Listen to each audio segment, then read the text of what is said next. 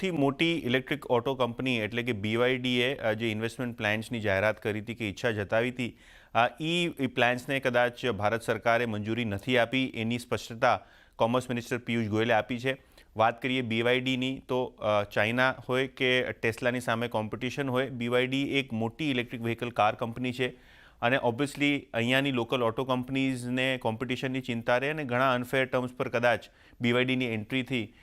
Domestic electric vehicle industry hurt થાય. આના સંદર્ભમાં પિયુષ ગોયલ સાહેબે કીધું છે કે જે ઓવરઓલ દેશના હિતો હશે, સ્ટ્રેટેજિક ગોલ્સ હશે, ઇન્ડસ્ટ્રીને પ્રોટેક્ટ કરવાની વાતો હશે, તો ભારત સરકાર એવી કોઈ બી મંજૂરી નહીં આપે જ્યાં ડોમેસ્ટિક ઇન્ડસ્ટ્રીને ઠેસ પહોંચે.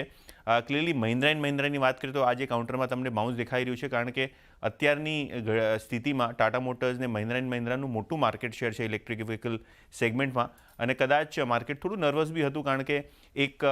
માર્કેટમાં ન્યૂઝ રિપોર્ટ એવી હતી કે BYD લગભગ $10 બિલિયન એટલે 85,000 કરોડના ઇન્વેસ્ટમેન્ટ પ્લાન સાથે ઇન્ડિયા આવી રહ્યું છે. તો ક્યાંક ને ક્યાંક હવે આ ક્લેરિટી આવ્યા બાદ બંને સ્ટોક્સ ટાટા મોટર્સ હોય કે મહિન્દ્રા એન્ડ મહિન્દ્રા આપણને બાઉન્સ જોવા મળી રહ્યો છે. તો આ ન્યૂઝના કારણે